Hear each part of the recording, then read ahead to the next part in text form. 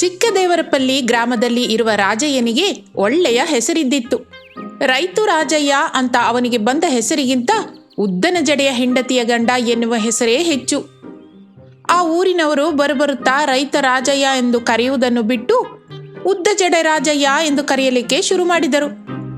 ಆ ಹೆಸರಿಗೆ ಕೂಡ ರಾಜಯ್ಯ ಅಭ್ಯಾಸವಾಗಿ ಹೋದನು. ಅವನ ಹೆಂಡತಿಯ ಹೆಸರು ಸುಭದ್ರ. ಆಕೆ ಅತಿಲೋಕ ಸುಂದರಿಯಲ್ಲ, ಆದರೆ ಅಂದವಾದ ಉದ್ದನೆಯ ಜಡೆ ಆಕೆಯ ಸ್ವಂತ. ಅದನ್ನು ನೋಡಿ ಸಂತೋಷಿಸುತ್ತಾ ಇದ್ದಳು. ಒಂದು ವಿಧದಲ್ಲಿ ಹೇಳಬೇಕಾದರೆ ಸಂಪಾದನೆಯೆಲ್ಲ ಸ್ವಾಹ ಮಾಡುತ್ತಿರುತ್ತದೆ. ಇನ್ನು ಮಗ ವಿನೋದ್ ತಂದೆಗೆ ವ್ಯವಸಾಯದಲ್ಲಿ ಸಹಾಯ ಮಾಡುತ್ತಿರುತ್ತಾನೆ. ಅದೇನಪ್ಪ, ಬೆಳೆದದ್ದು ದುಡ್ಡು ಬ್ಯಾಂಕಲ್ಲಿ ಬಂದಿರುತ್ತೆ, ಹೋಗಿ ತಗೊಂಡು ಬನ್ನಿ ಅಂತ ಹೇಳಿದ್ನಲ್ಲ, ಮತ್ತೆ ಹೋಗದೆ ಮನೆಯಲ್ಲೇ ಇದ್ದೀರಾ? ಆ ದುಡ್ಡು ತಗೊಂಡು ಬರಬೇಕು ಅಂದರೆ ನನಗೆ ಭಯವಾಗುತ್ತೆ ಕಣೋ. ಆ ಕಿರಾಣ ಶಾಪ್ನವನು ನಾನು ಮನೆಗೆ ಬರೋ ಮೊದಲೇ ದಾರಿನಲ್ಲಿ ಅಡ್ಡ ಹಾಕಿ ಎಳೆದ್ಕೊಂಡ್ರೆ ಆಗ ಏನು ಪರಿಸ್ಥಿತಿ? ಅದಕ್ಕೆ ಕೂತ್ಕೊಂಡಿದ್ದೀನಿ. ಈ ದಿನ ಅಲ್ದಿದ್ರೆ ನಾಳೆ ಆದರೂ ಕೊಡಲೇಬೇಕಲ್ಲಪ್ಪ. ಇಲ್ಲ ಅಂದರೆ ಅವನು ಅಮ್ಮನ ಕೂದಲಿಗೆ ಬೇಕಾದ ಶಾಂಪೂ, ಆಯಿಲ್, ಕಲರ್ಸ್ ಕೊಡೋದಿಲ್ವಲ್ಲ.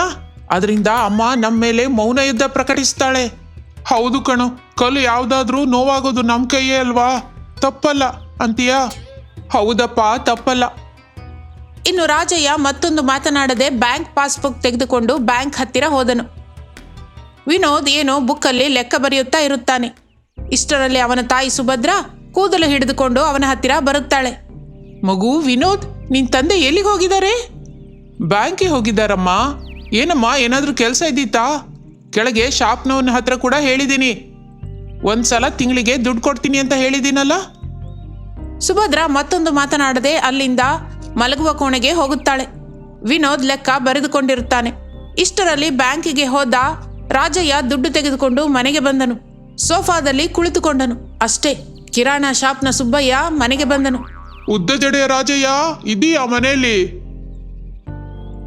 ಇದ್ದೀನಿ, ಬನ್ನಿ ಬನ್ನಿ. ನಾನೇ ನಿಮ್ಮ ಹತ್ರ ಬರೋಣ ಅಂದ್ಕೊಂಡೆ, ನೀವೇ ಬಂದ್ರಿ. ನಿಮ್ಗೇನಕ್ಕೆ ಶ್ರಮ ಹೇಳಿ? ಕಾಗಿ ಹತ್ರ ಇಲ್ಲ ಗುಬ್ಬಿ ಹತ್ರ ಹೇಳ್ ಕಳ್ಸಿದ್ರು ನಾನು ಬರ್ತೀನಿ. ಗುಳ್ಳೆ ನರಿ ಹಾಗೆ ಯಾವಾಗಲೂ ನಮ್ಮ ಮನೆ ಕಡೆಗೆ ನೋಡ್ತಾ ಕೂತಿದ್ರೆ ಇನ್ನು ಗುಬ್ಬಿ ಹತ್ರ ಹೇಳ್ ಕಳಿಸಬೇಕಾದ ಅವಶ್ಯಕತೆ ಏನಿದೆ ಹೇಳಿ?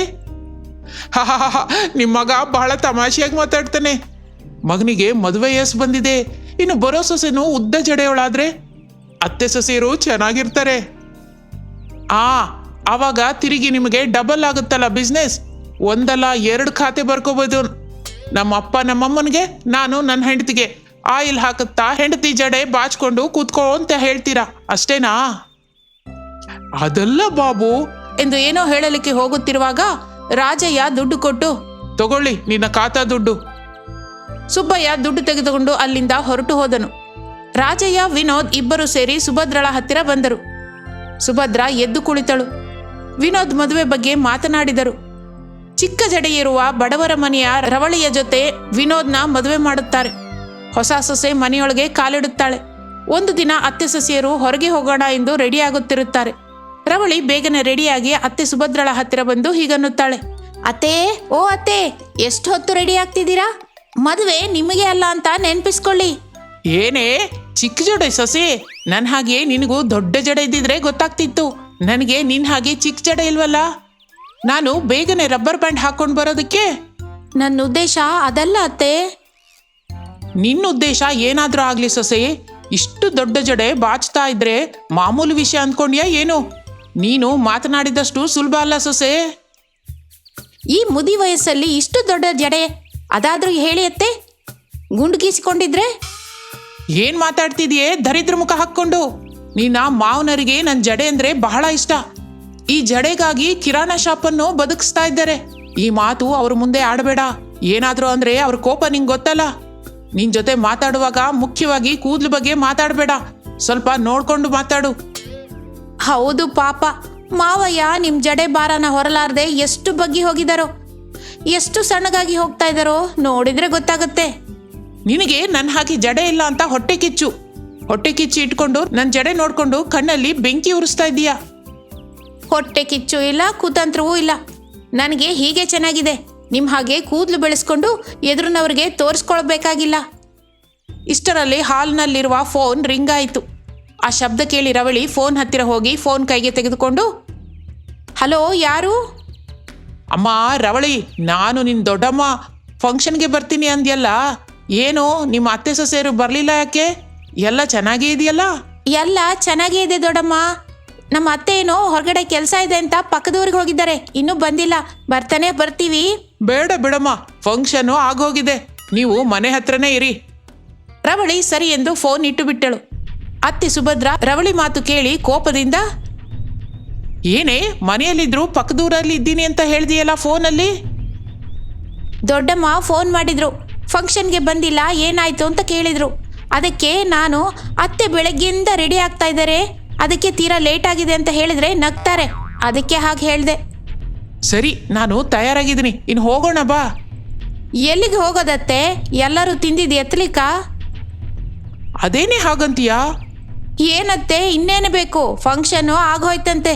ಅಯ್ಯೋ ಹೌದಾ, ಇಷ್ಟು ಚೆನ್ನಾಗಿ ರೆಡಿಯಾಗಿದ್ದು ವೃತ್ತ ಆಗೋಯ್ತು. ಸರಿ ಬಿಡು, ನಾನು ಸೀರೆ ಬದಲಾಯಿಸಿ ಬರ್ತೀನಿ, ನೀನು ಕೊಬ್ಬರಿ ಎಣ್ಣೆ ತಗೊಂಡು ಬಾ, ನನ್ನ ಕೂದಲಿಗೆ ಹಚ್ಚುವಂತೆ ಎಂದು ರೂಮಿನೊಳಕ್ಕೆ ಹೋದಳು. ಆಯಿಲ್ ತಂದ ರವಳಿ ಅತ್ತೆಯ ಕೂದಲಿಗೆ ಹಚ್ಚಿದಳು. ಅತ್ತೆ ಕೂದಲು ಹೆಚ್ಚಿದ್ದರಿಂದ ರವಳಿಯ ಕೈಗೆ ನೋವಾಯಿತು. ಇಷ್ಟರಲ್ಲಿ ಸುಭದ್ರ, ಏನೇ ಹಚ್ಚೋದು, ಸ್ವಲ್ಪ ಚೆನ್ನಾಗಿ ಮರ್ದನ ಮಾಡು, ತಲೆ ನೋಯ್ತಾ ಇದೆ. ಕೈ ಎಳೀತಾ ಇದೆ ಅತ್ತೆ, ಸ್ವಲ್ಪ ಹೊತ್ತು ವಿಶ್ರಾಂತಿ ತಗೊಂಡು ನಂತರ ಆಯಿಲ್ ಹಚ್ತೀನಿ. ಏನೇ ತಿನ್ಲಿಕ್ಕೆ ಕೈ ನೋಯೋದಿಲ್ಲ ಆದ್ರೆ ಎಣ್ಣೆ ಹಾಕು ಅಂದ್ರೆ ನಿನಗೆ ಸೋಂಬೇರಿತನ ಆಗುತ್ತೆ. ನಿಜವಾಗಿ ಅತ್ತೆ, ನನ್ನ ಕೈ ಬಹಳ ನೋಯ್ತಾ ಇದೆ. ನೀನು ತಪ್ಪಿಸ್ಕೊಳ್ಳಲಿಕ್ಕೆ ಸಾಧ್ಯವಿಲ್ವೇ? ತಲೆಗೆ ಎಣ್ಣೆ ಹಚ್ಚಿ ನಂತರವೇ ಹೋಗು. ರವಳಿಗೆ ಎಷ್ಟೋ ಕೈ ನೋಯುತ್ತಿತ್ತು. ಎಷ್ಟು ಬೇಡಿಕೊಂಡರೂ ಅತ್ತೆ ಕೇಳುವುದಿಲ್ಲ. ಖಚಿತವಾಗಿ ಎಣ್ಣೆ ಹಾಕು ಅನ್ನುತ್ತಾಳೆ. ಏನಾದರೂ ಆಗಲಿ, ಏನು ಮಾಡಲಿಕ್ಕೂ ಆಗದೆ ರವಳಿ ಎಣ್ಣೆ ಹಚ್ಚುತ್ತಾ ಇರುತ್ತಾಳೆ. ಸುಭದ್ರ ಹಾಗೆ ಮಲಗಿಬಿಡುತ್ತಾಳೆ. ಆಗ ರವಳಿ ಕೋಪ ಬಂದು ಕೂದಲೆಲ್ಲ ಕತ್ತರಿಸಿ ಬಿಡುತ್ತಾಳೆ. ಏನು ಮಾಡುತ್ತಾಳೋ ಎಂದು ರವಳಿಗೆ ಅರ್ಥವಾಗುತ್ತಿಲ್ಲ. ಮಾರನೇ ದಿನ ಸುಭದ್ರ ಎದ್ದಾಗ ಗುಂಡು ಕಾಣಿಸುತ್ತದೆ. ಭಯ ಹೋಗುತ್ತಾಳೆ. ಅವಳಿಗೆ ಎಲ್ಲ ಅಯೋಮಯವಾಗಿರುತ್ತದೆ. ಯಾರು ತನಗೆ ಗುಂಡು ಗೀಸಿದ್ದಾರೆ ಎಂದು ಅರ್ಥವಾಗುತ್ತಿಲ್ಲ. ರವಳಿಯನ್ನು ಕರೆಸಿದಳು. ರವಳಿ ಭಯಪಡುತ್ತಾ ಬರುತ್ತಾಳೆ. ಕೋಪದಿಂದ ಸುಭದ್ರ ರವಳಿಯನ್ನು ಬೈಯುತ್ತಾಳೆ. ತನಗೆ ಸಂಬಂಧ ಇಲ್ಲ ಎಂದು ರವಳಿ ಅಳುತ್ತಾಳೆ. ಆದರೂ ಸುಭದ್ರ ಕೇಳಿಸಿಕೊಳ್ಳುವುದಿಲ್ಲ, ಬೈಯುತ್ತಲೇ ಇರುತ್ತಾಳೆ. ಈಗ ನಾನು ಹೊರಗೆ ಹೇಗೆ ಹೋಗ್ಲಿ?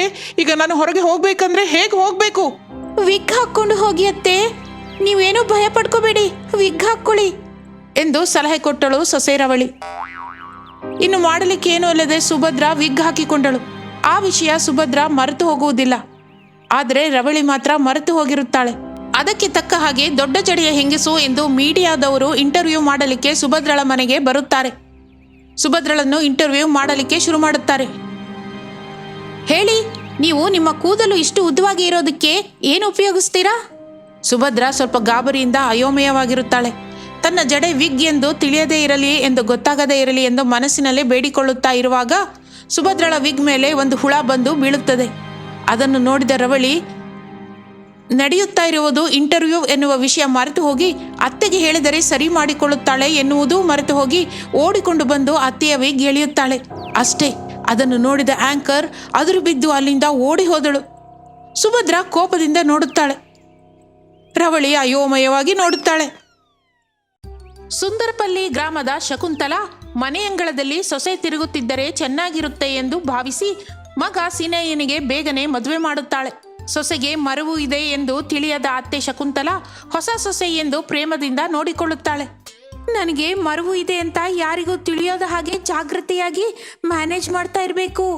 ಈ ವಿಷಯ ಮದುವೆಗೆ ಮುಂಚೆ ಅತ್ತೆ ಮನೆಯವರಿಗೆ ತಿಳಿಸೋಣ ಎಂದರೆ ನಮ್ಮಪ್ಪ ಬೇಡಮ್ಮ, ಮೊದಲೇ ಹೇಳಿದರೆ ನಿನಗೆ ಮದುವೆ ಆಗಲ್ಲ ಎಂದು ನನಗೆ ಮದುವೆ ಮಾಡಿಸಿದ.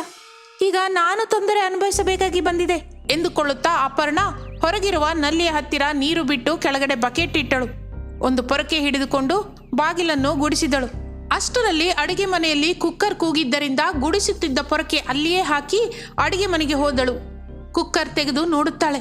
ಬೇಳೆ ಬೆಂದಾಗಿದೆ, ಇನ್ನು ಒಗ್ಗರಣೆ ಹಾಕಬೇಕು ಎಂದು ಒಂದು ಒಲೆಯ ಮೇಲೆ ಬಾಣಲಿ ಇಟ್ಟು ಎಣ್ಣೆ ಹಾಕಿ ಹಸಿಮೆಣಸಿನಕಾಯಿ ಕಟ್ ಮಾಡುತ್ತಾಳೆ. ಒಗ್ಗರಣೆ ಹಾಕುತ್ತಾಳೆ. ಇಷ್ಟರಲ್ಲಿ ಪೇಪರ್ ಅಮ್ಮ ಎಂದು ಶಬ್ದ ಕೇಳಿಸುತ್ತದೆ. ತಕ್ಷಣ ಹೊರಗೆ ಹೋದ ಅಪರ್ಣ ಪೇಪರ್ ತೆಗೆದುಕೊಂಡು ಜಗುಲಿಯ ಮೇಲೆ ಕುಳಿತು ಪೇಪರ್ ಓದುತ್ತಿರುತ್ತಾಳೆ. ಅಷ್ಟರವರೆಗೂ ಮಾಡಿದ ಕೆಲಸಕ್ಕೂ ತನಗೂ ಏನು ಸಂಬಂಧ ಇಲ್ಲ ಎನ್ನುವ ಹಾಗೆ ಹಾಯಾಗಿ ಪೇಪರ್ ಓದುತ್ತಿರುತ್ತಾಳೆ ಅಪರ್ಣ. ಆಕೆಯ ಮರುವಿನಿಂದ ಅಲ್ಲಿ ಹೊರಗೆ ನಲ್ಲಿ ತೆರೆದೇ ಇರುತ್ತದೆ. ಬಕೆಟ್ ತುಂಬಿ ನೀರು ತೊರೆಯ ಹಾಗೆ ಹೋಗುತ್ತಲೇ ಇರುತ್ತದೆ. ಒಲೆ ಮೇಲೆ ಒಗ್ಗರಣೆ ಸೀದು ಹೋಗಿ ಕಪ್ಪಗೆ ಹೊಗೆ ಬರಲಿಕ್ಕೆ ಶುರುವಾಗುತ್ತದೆ. ಅದರಿಂದ ಮನೆಯಲ್ಲೇ ಕಪ್ಪಗೆ ಸೀದು ಹೋದ ವಾಸನೆ ಬರುತ್ತಾ ಇದ್ದಿದ್ದರಿಂದ ಬೆಡ್ರೂಮಲ್ಲಿ ಮಲಗಿದ್ದ ಅತ್ತೆ ಗಬಕ್ಕೆಂದು ಕಣ್ಣು ತೆರೆದಳು. ಕೆಮ್ಮುತ್ತಾ, ಇದೇನು ಇಷ್ಟೊಂದು ಸೀದ್ ಹೋಗಿದೆ, ಇಷ್ಟು ಕೆಮ್ಮು ಬರ್ತಾ ಇದ್ರೆ ಸೊಸೆ ಏನ್ ಮಾಡ್ತಾ ಇದ್ದಾಳೆ ಎಂದುಕೊಳ್ಳುತ್ತಾ ಬೆಡ್ರೂಮ್ನಿಂದ ಅತ್ತೆ ಕೆಮ್ಮುತ್ತಾ ಅಡುಗೆ ಮನೆಗೆ ಬರುತ್ತಾಳೆ. ಅಲ್ಲಿ ಸೀದು ಹೋಗಿ ಕಪ್ಪಗೆ ಹೊಗೆ ಬರುತ್ತಿರುವ ಪ್ಯಾನ್ ಕಾಣಿಸುತ್ತದೆ. ಆದರೆ ಅಲ್ಲಿ ಇರಬೇಕಾದ ಸೊಸೆ ಕಾಣಿಸುವುದಿಲ್ಲ. ಛೇಚೆ, ಒಲೆ ಮೇಲೆ ಪಾತ್ರೆ ಇಟ್ಟು ಎಲ್ಲಿಗೆ ಹೋದ್ಲು ಸೊಸೆ ಎಂದುಕೊಂಡು ಗಬಕ್ಕನೆ ಆ ಪ್ಯಾನ್ ಅನ್ನು ಒಲೆ ಮೇಲಿಂದ ಕೆಳಗೆ ಇಳಿಸಬೇಕು ಎಂದು ಹಿಡಿದುಕೊಳ್ಳುತ್ತಾಳೆ. ಅಷ್ಟೇ, ಆಕೆಯ ಕೈ ಎರಡು ಸುಟ್ಟು ಹೋಗುತ್ತದೆ. ಅಮ್ಮ ಎಂದು ಕೈಲಿದ್ದ ಪಾತ್ರೆಯನ್ನು ಬಿಟ್ಟು ಬಿಟ್ಟಳು. ಆ ಪಾತ್ರೆ ಡಬಲ್ ಎಂದು ಕೆಳಗೆ ಬೀಳುತ್ತದೆ. ಅಷ್ಟೇ, ಶಬ್ದಕ್ಕೆ ಎಚ್ಚರಾದ ಸೊಸೆ ಅಪರ್ಣಳಿಗೆ ಒಲೆಯ ಮೇಲಿಟ್ಟ ಒಗ್ಗರಣೆ ನೆನಪಿಗೆ ಬರುತ್ತದೆ. ತಕ್ಷಣ ತಡ ಮಾಡದೆ ಚಿಟಿಕೆಯಲ್ಲಿ ಅಡುಗೆ ಮನೆಯನ್ನು ಪ್ರವೇಶಿಸುತ್ತಾಳೆ. ಆಗಲೇ ಅತ್ತೆ ಶ್ಯಾಮಲಾ ಅಲ್ಲಿ ಕೆಮ್ಮುತ್ತಾ ಕೆಂಪಾಗಿ ಸುಟ್ಟು ಹೋದ ಕೈಗಳಿಗೆ ಎಣ್ಣೆ ಹಚ್ಚಿಕೊಳ್ಳುತ್ತಾ ಇದ್ದಳು. ಒಂದೇ ಸಲಕ್ಕೆ ಅಡುಗೆ ಮನೆಯಲ್ಲಿ ಅತ್ತೆ ಶ್ಯಾಮಲಳನ್ನು ನೋಡಿದ ಅಪರ್ಣ ಗಾಬರಿಯಾಗುತ್ತಾಳೆ. ಸೊಸೆಯನ್ನು ನೋಡಿದ ಅತ್ತೆ ಶ್ಯಾಮಲಾ ದೊಡ್ಡ ಬಾಯಿ ಮಾಡಿಕೊಂಡು, ಏನೇ ಸೊಸೆ ಇದು, ಒಲೆ ಮೇಲೆ ಪ್ಯಾನ್ ಇಟ್ಟು ಎಲ್ಲಿಗೆ ಹೋಗಿದ್ದೆ ಏನು ಹೇಳಲು ಅರ್ಥವಾಗಲಿಲ್ಲ ಸೊಸೆ ಅಪರ್ಣಳಿಗೆ. ಮೊದಲ ಸಲ ತನ್ನ ಮೇಲೆ ಅತ್ತೆ ಅರಿಚಿದ್ದನ್ನು ಕೇಳಿದ ಅಪರ್ಣ, ಅಮ್ಮ ಅತ್ತೆ, ನೀವು ಅಷ್ಟೊಂದು ಕೂಗ್ತಾ ಇರಬೇಡಿ. ನೀವು ಅಷ್ಟೊಂದು ಅರಿಚ್ತಾ ಇದ್ದೀರಿ ಅಂದ್ರೆ ನಿಮಗೆ ನಿಜವಾಗಿ BP ಇದ್ದ ಹಾಗಿದೆ. ಬಾಯಿ ಮುಚ್ಚೆ. ಮತ್ತೊಂದು ಮಾತು ಆಲೋಚಿಸದೆ ಗಬಕ್ಕನೆ ಅತ್ತೆಯ ಬಾಯಿ ಮುಚ್ಚುತ್ತಾಳೆ ಸೊಸೆ. ಆಗ ಶಕುಂತಲಾ ತನ್ನ ಬಾಯಿಯ ಮೇಲಿನ ಸೊಸೆಯ ಕೈ ಮೇಲೆ ಹೊಡೆಯುತ್ತಾಳೆ. ಅದರಿಂದ ಭಯಪಡುತ್ತಾ ಸೊಸೆ ಅತ್ತೆಯ ಬಾಯಿಂದ ಕೈ ತೆಗೆಯುತ್ತಾಳೆ. ಬಾಯಿ ಮುಚ್ಚು ಎಂದ್ರೆ ನನ್ನ ಬಾಯಿ ಮುಚ್ಚೋದಲ್ವೇ, ನೀನು ಮಾತನಾಡದೆ ಬಾಯಿ ಮುಚ್ಚು ಅಂತ. ಎಲ್ಲಿಯವರೆಗೆ ನಿಮ್ಮ ಹತ್ರ ಮಾತನಾಡದೇ ಇರಬೇಕು ಅತ್ತೆ? ಮೊದಲು ಬಂದ ಕೆಲಸ ನೋಡು. ಈ ಸೀದ್ ವಾಸನೆ ತಡೆಯಲಾಗದೆ ಹೋಗ್ತಾ ಇದ್ದೀನಿ. ನಿನ್ನ ಮಾವಯ್ಯ ಇನ್ನೂ ಎದ್ದ ಹಾಗಿಲ್ಲ. ಎದ್ರೆ ಈ ವಾಸನೆಗೆ ಕೆಮ್ಮಿ ಚಟ್ಟ ಕಟ್ಟಿದ್ರೂ ಕಟ್ಟಬಹುದು ಎಂದುಕೊಳ್ಳುತ್ತಾ ಅಡುಗೆ ಮನೆಯಿಂದ ಹೊರಗೆ ಬರುತ್ತಾಳೆ ಶಕುಂತಲಾ. ಬಾಗಿಲ ಮಧ್ಯದಲ್ಲಿ ಪೊರಕೆ ಕಾಣಿಸಿತು. ಬಕೆಟ್ ತುಂಬಿ ಹೋಗಿ ಹೊಳೆಯ ಹಾಗೆ ನೀರು ಹೋಗುತ್ತಲೇ ಇತ್ತು. ಅದನ್ನು ನೋಡಿದ ಅತ್ತೆ ಶಕುಂತಳಲ್ಗೆ ಎಲ್ಲಿಲ್ಲದ ಕೋಪ ಬರುತ್ತದೆ. ಆದರೆ ಹೊಸ ಸೊಸೆ ಆದ್ದರಿಂದ ಏನೂ ಅನ್ನಲಾರದೆ ಹೋಗುತ್ತಾಳೆ. ಆದರೂ ಬರುತ್ತಿರುವ ಕೋಪವನ್ನು ತಡೆದುಕೊಳ್ಳಲಾರದೆ ಏರುತ್ತಿರುವ BP-ಯನ್ನು ತಟ್ಟುಕೊಳ್ಳಲಾಗದೆ, ಅಪರ್ಣ ಅಪರ್ಣ. ಅಡುಗೆ ಮನೆಯಲ್ಲಿದ್ದ ಸೊಸೆ ಅಪರ್ಣ ಆಲೋಚಿಸುತ್ತಾ, ನಾನು ಬಂದ ಕೆಲಸ ಏನೆಂದರೆ, ಕುಕ್ಕರನ್ನು ನೋಡಿದಳು. ಬೇಳೆ ಕಾಣಿಸುತ್ತದೆ. ಆಕೆ ಬೇಳೆ ಬೇಯಿಸಬೇಕು ಎಂದು ಅಂದುಕೊಳ್ಳುತ್ತಾ ಮತ್ತೆ ನೀರು ಸುರಿದು ಬೇಳೆ ಬೇಯಿಸಲಿಕ್ಕೆ ಇಡುತ್ತಾಳೆ. ಹೊರಗಿನಿಂದ ಶ್ಯಾಮಲಾ, ಸೊಸೆ ಏನೇ ಸೊಸೆ ಎಂದು ಅರಚುತ್ತಲೇ ಇದ್ದಳು. ಆ ಅರಚಾಟ ಕೇಳಿದ ಸೊಸೆ ಚಿಟಿಕೆಯಲ್ಲಿ ಅತ್ತೆಯ ಮುಂದೆ ಪ್ರತ್ಯಕ್ಷಳಾದಳು ಅಪರ್ಣ. ಇದ್ದಕ್ಕಿದ್ದ ಹಾಗೆ ತನ್ನ ಎದುರಿಗೆ ಪ್ರತ್ಯಕ್ಷಳಾದ ಸೊಸೆಯನ್ನು ನೋಡಿ ಅದುರು ಬಿದ್ದಳು ಶಕುಂತಲಾ. ಅಪರ್ಣ ಏನೂ ತಿಳಿಯದ ಹಾಗೆ, ಏನಾಯ್ತು ಅತ್ತೆ? ಏನೇ ಇದು, ಒಂದು ವಾರದಿಂದ ರಾತ್ರಿ ಮಲಗುವಾಗ ಟ್ಯಾಂಕ್ ತುಂಬಿಸಿ ಮಲಗ್ತಾ ಇದ್ದೀನಿ. ಬೆಳಗಾಗೋ ಹೊತ್ತಿಗೆ ಟ್ಯಾಂಕಲ್ಲಿ ನೀರೇ ಇರೋದಿಲ್ಲ. ಹೇಗೆ ಮಾಯವಾಗ್ತಿದೆ ಅಂದ್ಕೊಳ್ತಾ ಇದ್ರೆ ಹೀಗೆ ಅಂತ ಈಗ ಅರ್ಥವಾಯ್ತು. ಸೊಸೆ ಅಪರ್ಣ ಏನು ಮಾತನಾಡದೆ ಟ್ಯಾಪ್ ಹತ್ತಿರ ಹೋಗಿ ಟ್ಯಾಪ್ ಕ್ಲೋಸ್ ಮಾಡುತ್ತಾಳೆ. ಅತ್ತೆ, ಏನಕ್ಕೆ ನಿಮಗೆ ಈ ಕೆಲಸಗಳೆಲ್ಲ? ನಾನು ಮಾಡ್ತೀನಿ, ನೀವು ಹೋಗಿ. ಸೊಸೆ ಮನೆಗೆ ಬಂದ ನಂತರ ಅತ್ತೆ ಹೊರಗೆ ದಿನಾಲು ಕಸಗುಡಿಸಿ ರಂಗೋಲಿ ಹಾಕುವುದು ಮಾಡಿದರೆ ಯಾರು ಏನು ಅಂದ್ಕೊಳ್ತಾರೆ ಹೇಳಿ? ನಾನೇನಕ್ಕೆ ಮಾಡ್ತೀನಿ ಎಂದು ಜಗಲಿಯ ಕಡೆಗೆ ನೋಡಿದಾಗ ಪೇಪರ್ ಕಾಣಿಸುತ್ತದೆ. ಆಗ ಶಕುಂತಳಳಿಗೆ ಎಲ್ಲವೂ ಅರ್ಥವಾಗುತ್ತದೆ. ಏ ಸೊಸೆ, ನಿಜ ಹೇಳು. ಪೇಪರ್ ಓದ್ತಾ ಬಾಗ್ಲು ಗುಡಿಸೋದು, ನಲ್ಲಿ ನೀರು ನಿಲ್ಸೋದು, ಅಡುಗೆ ಮನೆಯಲ್ಲಿ ಒಗ್ಗರಣೆ ಇಟ್ಕೊಳ್ಳೋದು ಮರ್ತು ಹೋದೆ ಅಲ್ಲ? ಆ ಮಾತು ಕೇಳಿದ ಅಪರ್ಣ ತನ್ನ ಒಳಗೆ ತಾನು ಹೀಗಂದುಕೊಳ್ಳುತ್ತಾಳೆ. ಅಮ್ಮ, ನನ್ನ ಮರುವಿನಿಂದ ಇದೆಲ್ಲ ನಡೀತು ಅಂತ ಹೇಳಿದರೆ ನನ್ನ ಅತ್ತೆ ಏನಂತಾರೋ ಏನೋ. ಏನಕ್ಕೂ ಒಳ್ಳೇದು. ಯಾವಾಗಾದರೂ ಒಳ್ಳೆ ಮೂಡಿನಲ್ಲಿದ್ದಾಗ ಅತ್ತೆಗೆ ನನ್ನ ಮರುವಿನ ಬಗ್ಗೆ ಹೇಳ್ತೀನಿ. ಆಗ ಅತ್ತೆ ನನ್ನನ್ನು ಅರ್ಥ ಮಾಡ್ಕೋತಾರೆ ಎಂದುಕೊಳ್ಳುತ್ತಾ ಶಕುಂತಳಳನ್ನು ನೋಡುತ್ತಾ ಇದ್ದಳು. ಕದಲದೆ ಮಾತಾಡದೇ ಇದ್ದ ಸೊಸೆಯನ್ನು ನೋಡಿದ ಅತ್ತೆ, ಏನೇ ನಾನು ಹೇಳಿದ್ದೇನು? ನೀನು ಆಲೋಚಿಸ್ತಾ ಇರೋದೇನು? ಇಲ್ಲೇ ಇದೆಯಾ ಅಥವಾ ಹೊಸ ಬಂಗಾರದ ಲೋಕಕ್ಕೆ ಹೊರಟು ಹೋದಿಯಾ ಎಂದು ಅರಚುತ್ತಲೇ ಬೆಚ್ಚಿ ಬಿದ್ದ ಸೊಸೆ ಅತ್ತೆಯನ್ನು ನೋಡುತ್ತಾ, ತಪ್ಪಾಗಿ ಹೋಯ್ತು ಅತ್ತೆ ಎಂದು ಹೇಳುತ್ತಾ ಇದ್ದಾಗ ಒಳಗಡೆ ಏನೋ ದೊಡ್ಡ ಸಿಡಿದ ಶಬ್ದ ಕೇಳಿಸಿತು. ಅಷ್ಟೇ, ಅತ್ತೆ ಸೊಸೆಯರು ಭಯಪಟ್ಟು ಅಡುಗೆ ಮನೆಗೆ ಬಂದರು. ಬೆದರಿ ಹೋದ ತಂದೆ ಮಗ ಅಡುಗೆ ಮನೆಗೆ ಬಂದರು. ಒಲೆ ಮೇಲಿದ್ದ ಕುಕ್ಕರ್ ಸಿಡಿದು ಹೋಗಿತ್ತು. ಅದನ್ನು ನೋಡಿದ ಶಕುಂತಳಳ ಗಂಡ, ಅತ್ತೆ ಸೊಸೆಯರು ಮಾತಾಡ್ತಾ ಒಲೆ ಮೇಲೆ ಏನಿಟ್ಟಿದ್ದೀರೋ ಅಂತ ಮರ್ತು ಹೋದ್ರೆ ಏನು ವಿಷಯ? ಅತ್ತೆ ಸೊಸೆಯರಿಬ್ರು ಮಾತು ನಿಲ್ಲಿಸಿ ಮೊದಲು ಅಡಿಗೆ ಮಾಡಿ, ನಾನು ಕೆಲ್ಸಕ್ಕೆ ಹೋಗ್ಬೇಕು. ಬೇಕಾದಷ್ಟು ಸಮಯ ಇರುತ್ತಲ್ಲ, ಆಗ ಹಾಯಾಗಿ ಕೂತ್ಕೊಂಡು ಸೀರೆ ಬಗ್ಗೆನೋ ಒಡವೆ ಬಗ್ಗೆನೋ ಮಾತಾಡ್ತಾ ಇರಿ ಎನ್ನುತ್ತಾ ಹಾಲಿನಿಂದ ಬೆಡ್ರೂಮ್ಗೆ ಹೋಗುತ್ತಾ ಬಾಗಿಲ ಬಳಿ ನಿಂತು, ಅಪರ್ಣ, ಆಫೀಸ್ಗೆ ಹೋಗೋ ಡ್ರೆಸ್ ಐರನ್ ಮಾಡು ಅಂತ ಹೇಳಿದ್ದಲ್ಲ. ಇಲ್ಲ ರೀ, ಕೆಲಸದಲ್ಲಿ ಬಿದ್ದು ಮಾಡೋಕ್ಕಾಗಿಲ್ಲ. ನೀವು ರೆಡಿಯಾಗಿ ಬರೋದ್ರೊಳಗೆ ಮಾಡಿಡ್ತೀನಿ. ಜಾಗ್ರತೆ, ಮೊದಲೇ ಐರನ್ ಬಾಕ್ಸು ಲೂಸ್ ಕನೆಕ್ಷನ್ ಇದೆ, ಕರೆಂಟ್ ಹೊಡೆಯುತ್ತಾ ಇರುತ್ತೆ ಎಂದು ಹೇಳಿ ಹೊರಟು ಹೋದನು. ಅಪರ್ಣ ಅಡುಗೆ ಮನೆ ಶುಭ್ರ ಮಾಡಿ ಒಲೆ ಮೇಲೆ ಹಾಲಿಡುತ್ತಾಳೆ. ಅತ್ತೆ ಶಕುಂತಲಾ ಪೇಪರ್ ಓದುತ್ತಾ ಸೋಫಾದ ಮೇಲೆ ಕುಳಿತಿರುತ್ತಾಳೆ. ಮಾವಯ್ಯ ಒಳಗೆ ಹೋಗಿ ಮತ್ತೆ ಮಂಚದ ಮೇಲೆ ಮಲಗಿಕೊಳ್ಳುತ್ತಾನೆ. ಒಲೆ ಮೇಲೆ ಹಾಲಿಟ್ಟ ಅಪರ್ಣ ಗಂಡನ ಡ್ರೆಸ್ ತೆಗೆದುಕೊಂಡು ಐರನ್ ಮಾಡುತ್ತಿದ್ದಳು. 2-3 ನಿಮಿಷದ ನಂತರ ಒಲೆ ಮೇಲಿನ ಹಾಲು ಉಕ್ಕುತ್ತಾ ಇರುತ್ತದೆ.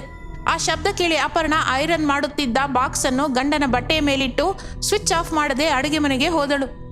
ಗಂಡನ ಡ್ರೆಸ್ ಐರನ್ ವಿಷಯ ಮರೆತೇ ಹೋದಳು. ಇನ್ನೇನಿದೆ, ಹಾಲ್ನಲ್ಲಿ ಕುಳಿತಿದ್ದ ಅತ್ತೆಗೆ ಶರ್ಟ್ ಸುಟ್ಟು ಹೋದ ವಾಸನೆ ಬಂದಿದ್ದರಿಂದ ಗಬಕ್ಕನೆ ಪೇಪರ್ ಬಿಟ್ಟು ಹೋಗಿ ಐರನ್ ಬಾಕ್ಸ್ ಹಿಡಿಯುತ್ತಾಳೆ. ಶಾಕ್ ಹೊಡೆದು ಒದ್ದಾಡುತ್ತಾ ಇರುತ್ತಾಳೆ. ಅದನ್ನು ನೋಡಿದ ಸೊಸೆ ಅಪರ್ಣ ಅತ್ತೆಯನ್ನು ಮುಟ್ಟಿದರೆ ತನಗೆ ಕೂಡ ಶಾಕ್ ಹೊಡೆಯುತ್ತದೆ ಎಂದು ಮರೆತು ಹೋಗಿ ಶಾಕ್ ಹೊಡೆದ ಅತ್ತೆಯನ್ನು ಹಿಡಿದುಕೊಳ್ಳುತ್ತಾಳೆ. ಅಷ್ಟೇ, ಅತ್ತೆ ಸೊಸೆಯರಿಬ್ಬರು ಕರೆಂಟ್ ಶಾಕ್ ಹಿಡಿದು ಅಲ್ಲಾಡುತ್ತಾ ಇರುತ್ತಾರೆ. ಇಷ್ಟರಲ್ಲಿ ಒಳಗಡೆಯಿಂದ ಬಂದ ಸೀನಯ್ಯ ಶಾಕ್ನಿಂದ ಶೇಕ್ ಡ್ಯಾನ್ಸ್ ಮಾಡುತ್ತಿದ್ದ ಅತ್ತೆ ಸೊಸೆಯರನ್ನು ನೋಡುತ್ತಾನೆ.